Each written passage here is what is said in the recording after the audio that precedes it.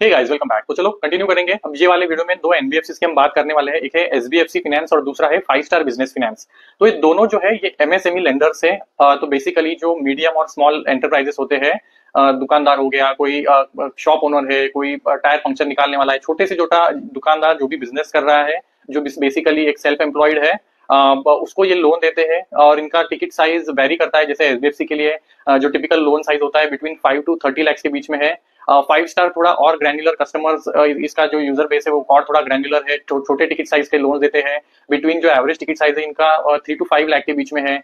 तो इसेंशियली जो छोटे छोटे बिजनेस है, ओनर्स है, अब जरूरी नहीं है कि बड़े बड़े फैक्ट्रीज हो उनका हो, छोटा भी बिजनेस हो, कुछ जॉब प्रोसेसिंग का काम चल रहा है या फिर कोई दुकानदार है, सिंगल शॉप ओनर्स है, इनको ये टिपिकली लोन्स देते हैं। सी अब एमएसएमई जो सेगमेंट है हमारे देश में, ये एक इकोनॉमी का बैकबोन है। ऑलमोस्ट 6 करोड़ एमएसएमई है हमारे देश में और काफी बड़ा एक एम्प्लॉयमेंट जनरेशन करता है ये। और काफी हद तक रूरल और जो अर्बन सेमी अर्बन जो इकोनॉमी है ये एमएसएमई ड्रिवन होता है, राइट। तो इसकी जो फंडिंग की रिक्वायरमेंट होती है, इनको ये जो दो एनबीएफसी है, एसबीएफसी या फिर फाइव स्टार हो गया, ये फुलफिल करते हैं।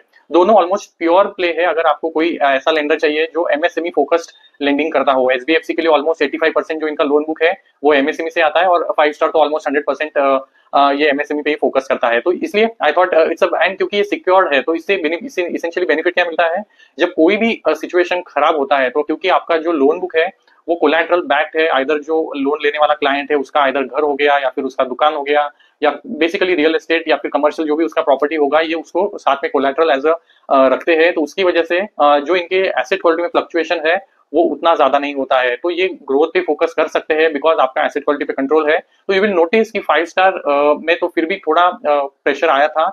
उनका जो ग्रोथ का पेस है रिलेटिवली थोड़ा सा कम हुआ था, बट एसबीएफसी ने बहुत ही अच्छा किया। पूरा FY25 में ना इन्होंने अपना गाइडेंस घटाया, ना इनका ग्रोथ में एज सच बहुत कुछ चैलेंजेस दिखे। तो रिलेटिवली वेल प्लेस लगते हैं मुझे ये एनबीएफसी सेगमेंट में, और हाई ग्रोथ कंपनीज है। एसबीएफसी की बात करें तो ये हिस्टोरिकली भी 25-30% से ग्रो हो रहा था। इस साल भी इनका जो ग्रोथ है ऑलमोस्ट 25% के आसपास है।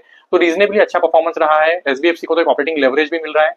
फाइव स्टार का रिलेटिवली पेस ऑफ ग्रोथ थोड़ा कम हुआ है। हिस्टोरिकली 30-35% के आसपास ये ग्रो करते थे, बट इस साल में क्योंकि इतने सारे चैलेंजेस थे और क्योंकि इनका एक काफी बड़ा एक्सपोजर है कर्नाटका, तमिलनाडु, ये साउथ सदर्न रीजन में भी है, तो वहां पे कुछ दिक्कतें थी। तो उसकी वजह से इनका जो एएम का ग्रोथ है, पेस का जो पेस है ओवरऑल वो घटा था। इस साल का जो ग्रोथ रहा है अराउंड 23% रहा है। तो बट ओवरऑल फिर भी इनको इस साल का ऑपरेटिंग लेवरेज मिला है। एसेट क्वालिटी भी एज सच बहुत कुछ डिटोरेशन नहीं हुआ है। तो relatively stable collateralised secured MSME player से। तो स्टार्ट करेंगे एसबीएफसी से। प्रीवियस वीडियो में हमने कैपिटल ग्लोबल की बात की थी, जो एक डाइवर्सिफाइड एमएसएमई है, जिसमें हमने कंस्ट्रक्शन फाइनेंस है, गोल्ड है, एमएसएमई है, अफोर्डेबल हाउसिंग है। तो एक डाइवर्सिफाइड लेंडर है और इससे काफी बड़ा है। एसबीएफसी तो हार्डली 8,000 करोड़ का लोन बुक है, फाइव स्टार का 12,000 करोड़ है, कैपिटल ग्लोबल का 22,000 है।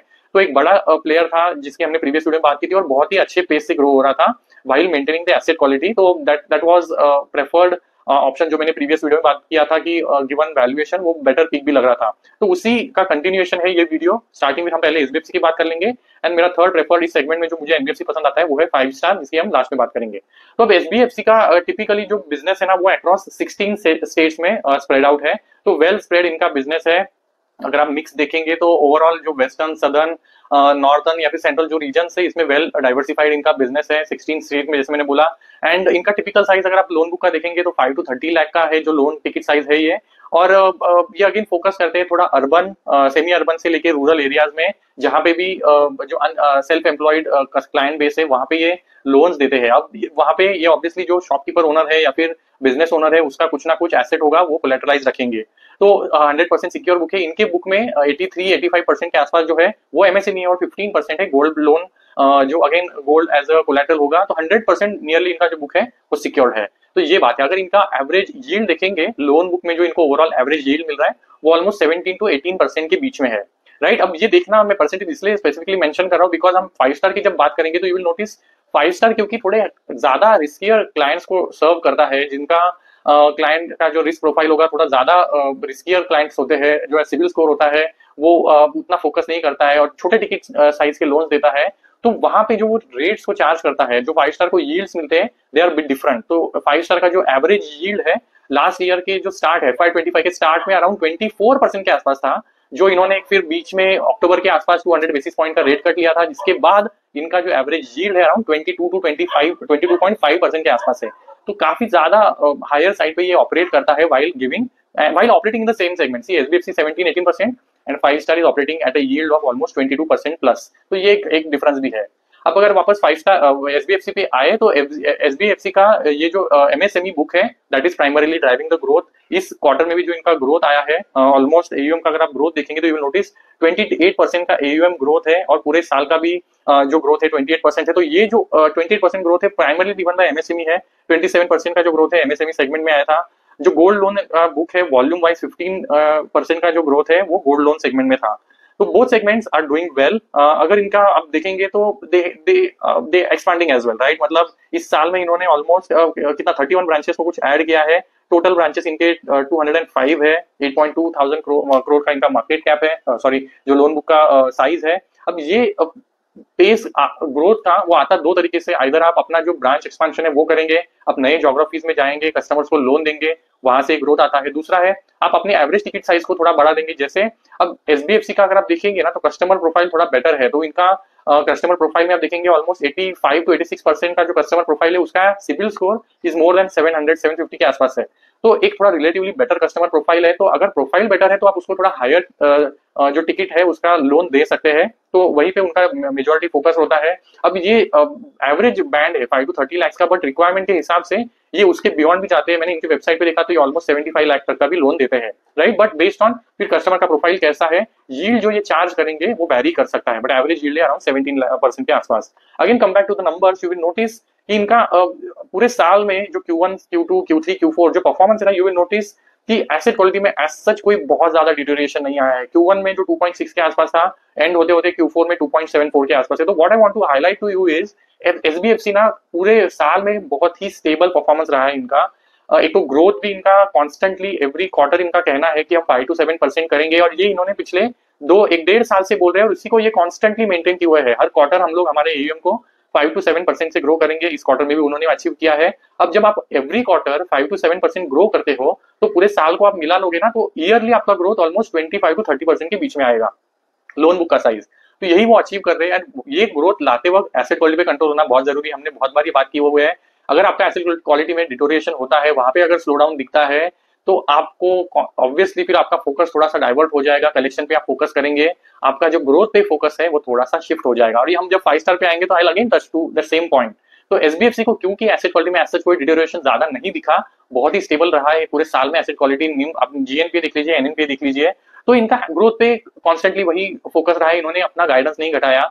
ये एक एनबीएफसी है। हमने माइक्रो फाइनेंस वाले काफी कंपनीज की बात की थी, या फिर हम 5 स्टार की भी बात करेंगे जिसने अपना गाइडेंस घटाया था। एसबीएफसी ने अपनी स्टार्ट से लेकर अब तक गाइडेंस में कोई चेंज नहीं किया है। तो भले बहुत अच्छा टाइम चल रहा है या फिर बहुत खराब टाइम चल रहा हो, कंपनी एक स्टेबल व्यू के साथ अप्रोच करती है। तो ये स्लो रिलेटिवली, मतलब नॉट एग्जैक्टली अगर कंपेयर करेंगे तो definitely is growing much better. पूरे एनबीएफसी स्पेस में 25-30% ग्रोथ करना is not a small feet, but ये स्लो कंपाउंडिंग मशीन लगता है मुझे वाहिल मेंटेनिंग एसेट क्वालिटी। तो बहुत इनका अच्छा परफॉर्मेंस रहा है। ये रिसेंट लिस्टिंग है, 2023 में इनका आईपीओ आया था, तो बहुत कोई लॉन्ग ट्रैक रिकॉर्ड नहीं है, बट बेस्ड ऑन लिस्टिंग के बाद से जो इनका परफॉर्मेंस रहा है काफी कॉन्फिडेंस आता है इनके मैनेजमेंट पे। जो दयानी साहब है इनका, जो आप if you listen to him you will feel much comfortable investing और taking a call while even adding to your watch list. तो आगे बढ़े तो सी इनका क्रेडिट कॉस्ट भी अंडर 1% रहा है, और यही इनका गाइडेंस भी है। 1% के आसपास हमारा क्रेडिट कॉस्ट रहेगा। हमारा जो आरओई का नंबर है 13% के आसपास है, वो यहाँ से भी इंप्रूव होगा। अब मैंने प्रीवियसली मेंशन किया है, अगर आपको कुछ एनबीएफसी या फिर बैंकिंग एंटिटी का कुछ समझ में नहीं आ रहा है, just look at what is happening with ROE number. अगर आरओई का डायरेक्शन सही दिशा में जा रहा है तो essentially you can tell with blind eyes कि वो कंपनी ठीक ठाक कर रही है।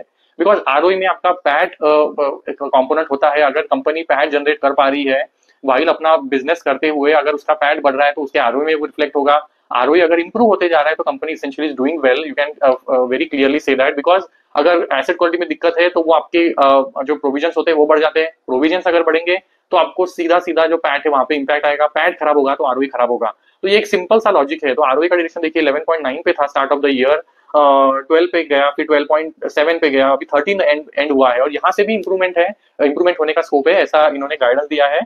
ऑब्वियसली इनका आप देखेंगे ना 1+ डीपीडी में थोड़ा सा डिटोरिएशन हुआ है, जो स्टार्ट में 6.3 के आसपास था, अभी 7.1 पे है। बिकॉज इनका एक जो बुक है, लोन का बुक है, ये कर्नाटका भी काफी प्रेजेंस है इनका। सदर्न रीजन में कर्नाटका हो गया, तमिलनाडु, यहाँ पे भी कुछ प्रेजेंस है। वी नो कि कर्नाटका में जो खाता बुक वाला इशू है, गवर्नमेंट का जो ऑर्डिनेंस आया था कि आप एग्रेसिवली कलेक्शन करते हुए you should not be harassing the customer. तो कलेक्शन में थोड़ा चैलेंजेस था, और ऑब्वियसली ये जो गाइडेंस या फिर ऑर्डिनेंस आया था ये रेगुलेटेड एंटिटीज के लिए लाइक एसबीएफसी और फाइव स्टार नहीं आया था, ओवरऑल इंडस्ट्री के लिए और अनरेगुलेटेड जो एंटिटीज थे जो आउट ऑफ द वे जाके ये सब काम कर रहे थे उनको ही लिए आया था। बट क्योंकि ये रेगुलेशन जब आते हैं तो you also take a cautious step, तो इन्होंने भी अपना कलेक्शन पे बहुत ज्यादा एग्रेसिवली फोकस नहीं किया, तो वहां पे फिर आपको दिखेगा कि कलेक्शन का एफिशिएंसी थोड़ा इनका घट गया था।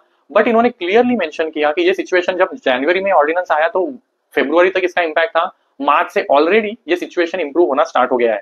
तो मार्च से लेके अब अप्रैल हम लोग जून में पहुंच गए हैं, तो हम जब ये Q1 का नंबर आएगा तो विल सी कि ये कितना इंप्रूव हुआ है। But management very very clearly mentioned, और मैंने इनका इंटरव्यू सुना मैनेजमेंट का आफ्टर द कॉन कॉल जो हुआ था, तो दे वेरी कॉन्फिडेंटली मेंशनिंग कि ये टेम्पररी फेज था। जब ये कर्नाटका बुक वाला इशू चल रहा था, we are already behind, that issue is already behind, और हम लोग को इंप्रूवमेंट दिख रहा है। तो ये डिटोरिएशन जो डीपीडी बकेट में स्पेसिफिकली हो रहा है, डेज पास ड्यू, जहां पे कस्टमर ने टाइम फ्रेम के बीच में रिपेमेंट नहीं किया है, वो इंप्रूव होता हुआ जब दिखेगा तो will get a clear idea कि एसेट क्वालिटी वाइज जो चैलेंजेस थे वो खत्म होते हैं। बिकॉज आज अगर वो डीपीडी बकेट में जा रहा है तो इसेंशियली फ्यूचर में वो पेमेंट नहीं कर पाएगा, या फिर फ्यूचर में वो एनपीएस बनेगा, राइट? अगर एनपीएस तभी बनेगा जब वो पहले डीपीडी में आएगा। अगर डीपीडी इंप्रूव होता है तो वी कैन से फ्यूचर में एनपी बनने का चांसेस कम है। तो ये नंबर डीपीडी का फ्यूचर क्वार्टर में Q1 में देखना जरूरी होगा। तो ये इसेंशियली पूरा इनका सिचुएशन है। अब इनका अगर गाइडेंस की बात करें तो इनका अगेन कॉन्टिन्यूस वही गाइडेंस है, 5 to 7% एवरी क्वार्टर एयूएम को ग्रो करना। They are also going to focus on branch expansion, similar 20-30 branches every year add करेंगे, मेंटेनिंग दैट स्प्रेड का। इनका कहना है कि करंटली जो अभी रेट कट हुआ है, जो आरबीआई ने रेट कट किया है, ऑलमोस्ट 100 बेसिस पॉइंट का रेट कट हो गया है, सीआरआर में रेट कट हुआ है, तो इसमें से एक तो लिक्विडिटी बढ़ेगी, रेट कट का ट्रांसमिशन होगा। तो करंटली इन्होंने जो अपना इनके लिए भी ऑब्वियसली फिर जो कॉस्ट ऑफ फंड है वो कम आएगा। बट इन्होंने करंटली अपने जो गाइडेंस है उसमें 8.5 के आसपास मेंटेन रखने का इन्होंने बोला है। उसमें इन्होंने ये जो बेनिफिट आएगा कॉस्ट ऑफ फंड कम होने का उसको फैक्टर इन नहीं किया है। तो कुछ भी अगर बेनिफिट आता है, कॉस्ट ऑफ फंड घटता है, तो ये पॉजिटिवली इनके स्प्रेड को निम को हेल्प करेगा, ऐसा इनका कहना है। तो ये करंटली नंबर्स में फैक्टर इन नहीं है। इन्होंने बोला है कि अब तक हमारा जो स्प्रेड है कंटिन्यू रहेंगे, 8.5 के आसपास इसको मेंटेन करेंगे। ओपेक्स टू एयूएम जो इसेंशियली बताता है कि आपका ऑपरेशनल खर्चा कितना है, ऑपरेशनल एक्सपेंस कितना है, ये एक रेशो है जो इंपॉर्टेंट देखना है, जो डिक्लाइन पे है। आप देखेंगे Q4 Q1 लास्ट ईयर से Q4 एंड होते होते नीचे आ रहा है, और नेक्स्ट ईयर के लिए भी इनका गाइडेंस है हमारा जो ओपेक्स टू एयूएम है ऑलमोस्ट 50 बेसिस पॉइंट से घट जाएगा। अब ओपेक्स टू एयूएम देखना जरूरी इसलिए होता है बिकॉज जब आप ब्रांचेस ऐड करते हैं तो आप लोगों को हायर कर रहे हो, वहां पे आप फर्नीचर लगा रहे हो, रिनोवेशन कर रहे हो, तो इसमें खर्चे बढ़ते हैं। अब ऑब्वियसली बिजनेस वहां पे बढ़ेगा, वो ब्रांच लेवल पे प्रॉफिटेबल होगा, बट उसमें टाइम जाता है, राइट? तो उस टाइम पे आपके ऑपरेशनल एक्सपेंसेस तो बढ़ गए हैं। तो ये अगर ऑपरेशनल एक्सपेंस पे आपका कंट्रोल नहीं है व्हाइल यू आर ग्रोइंग, तो आपके पैट में अगेन इंपैक्ट आता है।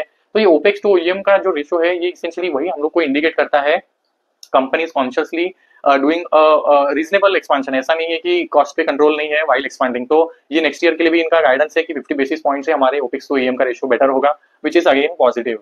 जो कर्नाटका इश्यूज है उसकी वजह से जो स्लाइटेस्ट इनके नंबर्स में डिटोरेशन दिखा है, but that is as I already mention is already behind. Credit cost will be under 1%। और इनको एक जो खास बात है ना, अगर हम इनके पीएनएल में देखेंगे तो इनका क्योंकि ओपेक्स में और जो इंटरेस्ट एक्सपेंस है वहां पे कंट्रोल है, तो यू विल नोटिस कि इनको एक काफी हद तक ऑपरेटिंग लेवरेज मिलता है। एयूएम ग्रोथ देख लीजिए आप 28% है, but pad growth is almost 40% plus. तो इनको एक स्ट्रॉन्ग ऑपरेटिंग लेवरेज इसीलिए मिल रहा है बिकॉज ऑपरेशनल एक्सपेंसेस पे जो कंट्रोल है व्हाइल डूइंग दैट एक्सपेंशन। तो this is I think one of the NBFC जिसको एक स्ट्रॉन्ग ऑपरेटिंग लेवरेज मिलता है। फाइनेंस में हम जब हाउसिंग फाइनेंस की बात करते हैं तो एक जो इंडिया शेल्टर है जिसको इतना स्ट्रॉन्ग ऑपरेटिंग लेवरेज मिलता है, एंड एमएसएमई सेगमेंट में ये एसबीएफसी है जो again generates high operating leverage. तो ओवरऑल अगर इनको समराइज करें इनके परफॉर्मेंस को, तो एक मुझे स्टेबली ग्रोइंग और कॉन्स्टेंटली एक ग्रोइंग एनबीएफसी लगती है, जो एक सिक्योर्ड लेंडर है, एसेट क्वालिटी पे कंट्रोल है, बहुत ही डिसेंट सा इनका मैनेजमेंट है, और गाइडेंस भी इनका जो है काफी अच्छा है। तो worth tracking and keeping on in your watch list. तो ये तो चलो बात हो गई अब एसबीएफसी की। अब थोड़ा आगे बढ़ते हैं, 5 स्टार बिजनेस फाइनेंस की बात कर लेते हैं। अब 5 स्टार ना थोड़ा एक नीश प्लेयर है। अब ये रिलेटिवली थोड़ा है बड़ा भी है, एसबीएफसी से 12,000 करोड़ के आसपास इनका एयूएम है, और इसने ओवर द पीरियड एक नीश अपने लिए डेवलप किया है जो ये कस्टमर को सर्व करता है एमएसएमई सेगमेंट में। वहां पे कोई जनरली जाता नहीं है बैंक से एनबीएफसी टीयर 3, 4, 5 सिटीज में जिनका क्रेडिट प्रोफाइल स्ट्रांग नहीं है, जिसको लोन मिलना जनरली बहुत डिफिकल्ट होता है, ऐसे ऐसे कस्टमर को ये सर्व करता है। तो इसकी वजह से ना आप देखेंगे इनके पूरे कस्टमर प्रोफाइल में सिबिल स्कोर के रिलेटेड आप देखेंगे तो ये 400, 500, 600, 700 सारे कस्टमर प्रोफाइल को सर्व करते हैं। But then based on the risk profile उस क्लाइंट का कितना है, obviously they have technology aspect in play. आप वो सारे पैरामीटर जो इसका हिस्टोरिकल परफॉर्मेंस कैसा है, ट्रैक रिकॉर्ड कैसा है, किस वजह से पेमेंट नहीं हुआ है, फ्यूचर रिस्क कितना है, वो सारा एनालिसिस करते हैं। And while doing after all that analysis वो डिसीजन लेते हैं ये कस्टमर को लोन देना है कि नहीं। Then based on the customer profile ये यील्ड जो भी रेट है उसको चार्ज करते हैं। तो एवरेज इनका जो यील्ड है जो ये कस्टमर से चार्ज करते हैं वो 22 टू 22.5 के आसपास है। ये उससे पहले और ज्यादा हायर था, 24% था लास्ट ईयर तक। बट अक्टूबर में लास्ट ईयर में एज आई मेंशन कि इन्होंने प्रोएक्टिवली अंडरस्टैंडिंग कि अभी रेट कट वाला साइकिल स्टार्ट होने वाला है, और इन्होंने प्रीवियस 2-3 साल में रेट कट कुछ किया ही नहीं था जब इनके कॉस्ट ऑफ फंड्स घटे थे। तो we come back to that point. तो इन्होंने कॉन्शियसली 200 बेसिस पॉइंट का रेट कट लिया था अक्टूबर में। तो उसकी वजह से अब इंक्रीमेंटल जो इनको यील्ड मिल रहा है वो घट रहा है। तो ये फर्स्ट पॉइंट है ऑब्जर्व करना जो 5 स्टार के साथ हो रहा है। तो अगर थोड़ा सिंगल शॉप ओनर पे अगेन ये फोकस करते हैं, जो कोई दुकानदार है, अगेन छोटा मोटा कोई किराना दुकान चलाने वाला है, चाय की टपरी रन कर रहा है, तो इन सारे कस्टमर की प्रोफाइल इतनी स्ट्रांग होती नहीं, ट्रांजैक्शन बैकग्राउंड स्ट्रांग होता नहीं है, बैंक स्टेटमेंट्स होते नहीं है। तो इनको वर्किंग कैपिटल की रिक्वायरमेंट है या फिर एक्सपांशन के लिए कुछ बिजनेस को रन करने के लिए पैसा चाहिए। ये सारे छोटे छोटे टिकट साइज के लोन जो होते हैं 3 to 5 लाख के आसपास ये सब ये देते हैं। और ये स्मॉल टेन्योर लोन्स होते हैं 3 to 5 ईयर्स के। तो ये स्पेसिफिकली ये इनका बिजनेस मॉडल है। और अगेन डाइवर्सिफाइड है but focused on south southern reason है। अब धीरे धीरे इस साल जैसे इन्होंने गुजरात में एंट्री लिया है, एमपी में इनका प्रेजेंस अभी बढ़ रहा है, महाराष्ट्र में इनका प्रेजेंस अभी बढ़ रहा है। बट ये हिस्टोरिकली एक सदर्न फोकस्ड है। तमिलनाडु, आंध्र प्रदेश, कर्नाटका, ये वाले रीजन में बहुत स्ट्रॉन्ग इनका प्रेजेंस है। मेजोरिटी जो इनका इनका तमिलनाडु इनका होम स्टेट है जहां से शुरुआत हुई थी इनके बिजनेस की, और इनका काफी बड़ा एक्सपोजर है वहां पे, जो धीरे धीरे अब कम हो रहा है because now they are expanding, loan book का साइज भी ओवरऑल बढ़ रहा है। तो डाइवर्सिफिकेशन आना बहुत जरूरी होता है बिकॉज अगर किसी स्टेट में स्टेट स्पेसिफिक प्रॉब्लम्स आते हैं, चैलेंजेस आते हैं, तो it can be a big hassle. तो ये अब धीरे धीरे डाइवर्सिफाई हो रहे हैं और अपने बिजनेस को अक्रॉस नॉर्दर्न रीजन भी लेके जा रहे हैं। तो ये तो चलो बात हो गई। अब जैसे मैंने स्टार्ट में बोला, अब इनके साथ कुछ छोटे मोटे नेगेटिव्स डेफिनेटली है। जैसे इनका जो गाइडेंस था स्टार्ट में 35% के आसपास लोन बुक को ग्रो करने का था, बट अंडरस्टैंडिंग कि भाई पूरे सेक्टर में माइक्रो फाइनेंस में जो दिक्कतें थी, अब सी माइक्रो फाइनेंस में ये लेंडिंग नहीं करते बट कस्टमर प्रोफाइल तो नियर बाय सिमिलर रीजन्स में है, कस्टमर प्रोफाइल भी काफी सिमिलर सा है। तो जहां पे ओवर लेवरेज का सिचुएशन है, कस्टमर रीपेमेंट नहीं कर पा रहा है, जो दिख रहा है, तो इन्होंने भी अपना जो पेस ऑफ ग्रोथ है वो घटा दिया था। 30-35% का बोला तो था, बट इन्होंने मिड ईयर में last year I think Q3 के आसपास, इन्होंने Q2 के एंड में आई थिंक अपना जो गाइडेंस है उसको घटा दिया था। बोला था हम 25% के आसपास एयूएम को ग्रो करेंगे। तो पहला तो यही नेगेटिव है कि भाई अगर कंपनी हिस्टोरिकली जो पेस से ग्रोथ नहीं कर पा रही, अगर वो ग्रो करती थी, वो अगर ग्रोथ अभी वो नहीं कर पा रही, 25% बोल रही, तो इसेंशियली आपका पेस ऑफ ग्रोथ घट रहा है। तो ये नेगेटिव है। तो 25% is not bad number, but historically growth के कंपेरिजन में कम है। तो ये हुआ, इसकी वजह से आप देखेंगे तो इनका स्टॉक में थोड़ा सा पिटाई तो हो ही गया था। बट अब उसके बाद भी 25% इन्होंने बोला था, बट फिर वो कर्नाटका वाला जो खाता बुक वाला इशू है वो जनवरी में इमर्ज हुआ, तो वो 25% की गाइडेंस को भी मीट नहीं कर पाए। एंड होते होते इन्होंने एयूएम का ग्रोथ इनका 23% पे रहा है। बट अच्छी बात क्या है, ये जो सारे प्रॉब्लम्स थे ना, जनवरी में वो कर्नाटका वाला जो ऑर्डिनेंस आया था, इन्होंने भी वही सिमिलर जो एसबीएफसी ने बोला, कर्नाटका वाला इशू इज ऑलरेडी बिहाइंड। जनवरी में वो स्टार्ट हुआ था, collection efficiencies were down in January and February, but March में already there is a significant pickup that we have already witnessed in March and April. तो वो चीजें ऑलरेडी बिहाइंड है, collection efficiency almost has normalised इन कर्नाटका, ऐसा इनका कहना है। अब there was ordinance that came in Tamil Nadu as well, but उसका तो अब तक कोई इनको इम्पैक्ट दिखा ही नहीं है। There is no as such pressure in terms of collection efficiency में, इनको कोई दिक्कत दिखा नहीं है। तो ये हो गया इनका अब तक का जो पोजीशन है। अगर नंबर्स की बात करें तो यू विल नोटिस 5 स्टार का भी अगेन जो मैंने बोला पहले, तो ग्रोथ का जो पेस है वो घटा है, बट इनका ब्रांच एक्सपेंशन काफी अच्छा हुआ इस साल में। आई थिंक इन्होंने 228 ब्रांचेस ऐड की है। अब इनका जो मॉडल है ना वो थोड़ा अलग है। सी अब ब्रांचेस को एक्सपांड करना, इसका लॉजिक इनका कैसा होता है, अगर एक रीजन में एक ही ब्रांच से अगर ये मोर देन 1500 कस्टमर को सर्व कर रहे हैं तो उसको ये ब्रांच को स्प्लिट कर देते हैं। 1500 कस्टमर से अगर ज्यादा एक ब्रांच में है तो उनको फिर 2 रीजन में स्प्लिट करके 2 ब्रांचेस बना देते हैं। तो ये स्प्लिट ब्रांच स्ट्रेटेजी ये चलाते हैं। उसी रीजन में 2 ब्रांचेस खोल देंगे, तो ये ऑलमोस्ट 228 जो ब्रांचेस खोले हैं उसमें से 150 ब्रांचेस तो ये इनके खुले हैं because of split branch strategy. फिर जो एडिशनल है almost 70-80 branches, they are normal जो एक्सपांशन इन्होंने किया है। तो ये तो ब्रांच एक्सपांशन का लॉजिक है, बट स्टिल गुड ग्रोथ जो ब्रांच एक्सपांशन कर रहे हैं। 750 के आसपास इनका करंटली ब्रांच का नेटवर्क है जो विच इज वेरी स्ट्रॉन्ग। निम पे अगर आप देखेंगे तो जैसे मैंने now first we want to talk about this chart which is very important and historically if you look at, ये जो यील्ड्स चार्ज करते थे अपने लोन्स पे, यू विल नोटिस 24% के आसपास होता था, जो ऑलमोस्ट FY24 एंड तक और ऑलमोस्ट 25 में भी उसी के आसपास था। ऑलमोस्ट सेकेंड हाफ में इन्होंने जब ये रेट का 200 बेसिस पॉइंट का लिया था, तब से इनका फिर जो इंक्रीमेंटल यील्ड इनको मिल रहा है वो कम आ रहा है, 22 to 25% पे आ रहा है, 22.5% पे आ रहा है। तो उसकी वजह से फिर क्या हुआ है, इनका अभी यील्ड का जो रेट है वो थोड़ा नीचे आ रहा है। अब ओवर दैट पीरियड FY20 से 24 तक इनका जो बोरोइंग कॉस्ट है, कॉस्ट ऑफ फंड है, वो ऑलमोस्ट 11.9 से 9.9 मतलब ऑलमोस्ट 200 बेसिस पॉइंट घटा था, बट इन्होंने पास ऑन नहीं किया था। And now there is further rate cut जो साइकिल स्टार्ट हुआ है, तो इन्होंने उनको लगा obviously they get an idea there is a rate cut that's already happening, we already haven't taken any rate cut, तो टू अगर आपको मार्केट में कॉम्पिटिटिव रहना है तो you will have to pass on some benefit and they generously did that at H2।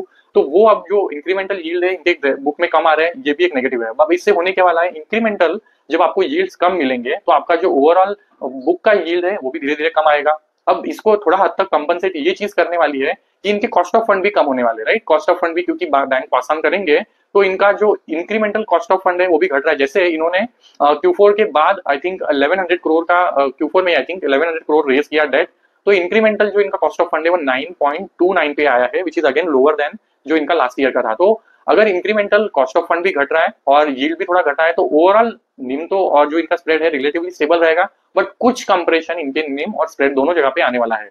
तो essentially ये factor है जो एक थोड़ा सा नेगेटिव है। एक तो ग्रोथ है, जो ग्रोथ का पेस है वो घटा है, और दूसरा है ये निम का जो इनका ऑलरेडी थोड़ा सा स्लो कमी हो ही रहा था लास्ट Q4 से अब तक Q4 में घटाई है, जो आगे चलते हुए भी थोड़ा प्रेशर इनके यील्ड्स और जो स्प्रेड्स है वहां पे दिखने वाला है, तो which is again small negative. इसके अलावा एसेट क्वालिटी पे अगर थोड़ा देखेंगे तो यू विल नोटिस कि वहां पे भी स्लाइटर डिटोरिएशन हुआ है इनके नंबर्स में पूरे 4 क्वार्टर्स में। जो 1.4 था स्टार्ट में अब वो ऑलमोस्ट 1.8 हो गया है। NNPA भी थोड़ा सा खराब हुआ है, तो एसेट क्वालिटी में तो थोड़ा सा प्रेशर दिखा है, DPD भी थोड़ा सा डिटोरेट हुआ है, क्रेडिट कॉस्ट भी थोड़ा बढ़ा है। बट अगेन इन्होंने कहा कि 2/3 of this problem is was because of Karnataka issue, जो ऑलरेडी पीछे है हमारे, और आगे चलते हुए क्योंकि ऑलरेडी सिचुएशन कर्नाटका वाली भी नॉर्मल हो गई है, तो ये जो डिक्लाइनिंग वाला ट्रेंड है एसेट क्वालिटी खराब होने वाला, ये आगे चलते हुए और खराब नहीं होंगे और यहाँ से स्टेबल होंगे और इंप्रूव ही होंगे।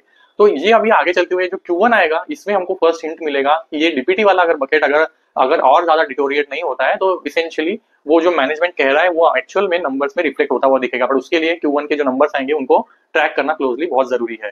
एज सच इनके ROEs में या फिर ROA में देखेंगे तो थोड़ा सा ROE में थोड़ा सा कंप्रेशन है, बट ROE में बहुत कुछ सिग्निफिकेंटली डिटोरेशन नहीं हुआ है। 18.6 के आसपास था, 18.34 के आसपास हुआ है। But see again very logical thing, right, because आपका क्रेडिट कॉस्ट बढ़ रहा है तो आपके प्रोविजनिंग बढ़ रहे हैं, प्रोविजनिंग अगर आपके बढ़ेंगे तो provision is an expense in PNL, तो अगर आप एक्सपेंस करेंगे PNL में से वो घटाएंगे तो प्रॉफिट पे आपके इंपैक्ट आएगा, प्रॉफिट खराब होगा तो ROE खराब होगा, जो आपको इस टेबल में आपकी इनके ROE के नंबर में दिख रहा है। तो that is the logical way to think, अगर ROE का नंबर खराब हो रहा है तो थोड़ा सा प्रेशर है जो इनके, और ये बहुत ज्यादा नहीं है। See again be very careful कि इन्होंने जो बोला है ना कि इन्होंने कंजर्वेटिवली कुछ प्रोविजंस किए हैं। एज सच हमेशा से ऐसा नहीं होता है कि गड़बड़ है और प्रोविजन कर दी है और नंबर्स खराब हुए। काफी बार ऐसा भी होता है कि मैनेजमेंट कंजर्वेटिवली अंडरस्टैंडिंग की भाई शायद आगे चलती हुई प्रॉब्लम आ सकती है उसको पहले ही प्रोवाइड कर देता है। तो मैनेजमेंट जो 5 स्टार का है उन्होंने भी काफी हद तक ऑलरेडी कंजर्वेटिव होके ये प्रोविजनिंग किया है, नॉट इंडिकेटिंग कि it's really going to be an NPA। तो देखना पड़ेगा ऑब्वियसली, अगर ये सच में कॉशियस प्रोविजनिंग है तो ऑब्वियसली देन अगेन वो आगे चलते हुए फिर वापस राइट बैक तो होगा ही, तो we'll have to track that.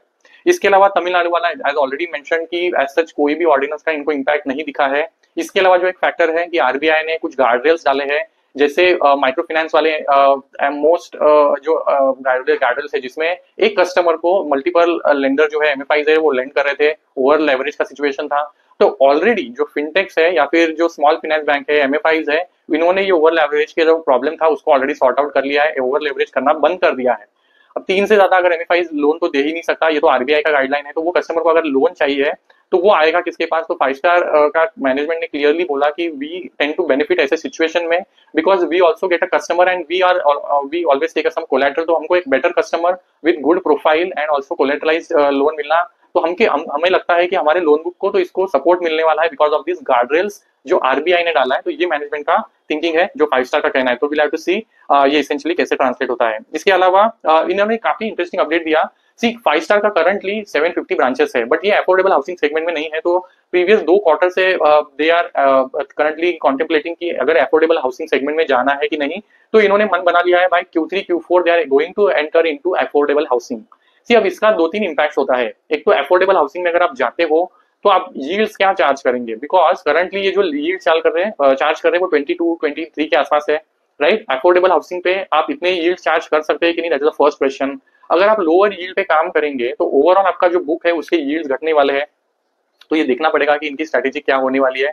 आपके लोन बुक को एक ग्रोथ मिलेगा, नो डाउट देयर, बट आपके यील्ड्स के साथ, आपके निम्स के साथ, आपके स्प्रेड के साथ क्या होगा is going to be question. तो ग्रोथ पे फोकस करते हुए अगर ये एंटर करते हैं तो ये देखना जरूरी है, but that is another advancement जो इनके बिजनेस में आगे चलते हुए होने वाला है। This year they are entering affordable housing. तो ओवरऑल अगर इनका अगर गाइडेंस की बात करें तो इन्होंने कहा है we are going to grow our AUM by 25%। Cost of fund हमारे लिए धीरे धीरे जैसे बैंक प्रोत्साहन करेंगे वो कम आएगा, which is we all know. Average ticket size के रिलेटेड इनका गाइडेंस है करंटली 3 to 5 लाख में हम ऑपरेट करते हैं, but we are shifting our focus to mid range 4 to 5 lakh में हम फोकस करेंगे, बिकॉज दे ऑब्जर्व कि मोस्ट ऑफ द जो एमएफआई वाले चैलेंज थे they were in that specific category of 3 lakh. तो हम वहां से थोड़ा निकल के बेटर कस्टमर प्रोफाइल पे 4 to 5 लाख में शिफ्ट होने वाले हैं। Again we are not deviating from our strategy but focusing more on the upper end of our range. तो ये इनका गाइडेंस है। कॉस्ट ऑफ जो यील्ड्स है जो इन्होंने 200 बेसिस पॉइंट घटाए थे, तो इनका कहना है कि हम फर्दर उसमें रिडक्शन एज सच बहुत कुछ नहीं करने वाले हैं। अगर बैंक्स अगर हमें जो कॉस्ट ऑफ फंड है अगर उसको पास ऑन करते हैं तो will take a call in future अगर पास ऑन करना है कि नहीं। तो एज सच तो यील्ड यहाँ से और ज्यादा कम नहीं होने वाले हैं, तो which is again positive. But थोड़ा तो इनको अगर समराइज करें तो इन्होंने जो अर्निंग के रिलेटेड एक्सपेक्टेशन जो बोला है, तो इन अर्निंग का इनका कहना है जो इसेंशियली पैट का गाइडेंस है वो 15% 18% के आसपास रहने का इनका गाइडेंस है। तो इसेंशियली 25% एयूएम ग्रोथ और 15 to 18% PAT growth earning growth इनका गाइडेंस है। तो essentially operating leverage could be a missing factor this year for 5 star business finance. तो ये थोड़ा सा नेगेटिव है, but company is very well run company जो 5 स्टार बिजनेस फाइनेंस है। सिक्योर्ड लेंडर है, अच्छा खासा डिसेंट ग्रोथ इनके बिजनेस में आता है। But my preferred again bet in that order is Capri Global, SBFC and then followed by 5 star business finance. तो अगर समराइज करें तो अगर आपको प्योर प्ले एसएमई अगर लेंडर को बेट करना है तो एसबीएफसी और 5 स्टार ये दो ऑप्शन है। एसबीएफसी माय प्रेफर्ड चॉइस है। Again it's not a buy or sell call, you can take a call, take this as a first research, first step of your research and go further into details. अगर आपको अच्छा लगता है तो you can take a call. तो ये overall इनका performance रहा है। Will have to again track in the future quarters कैसे जाता है। I will keep you posted, let me know your queries. I address दोगे upcoming video. Thank you so much.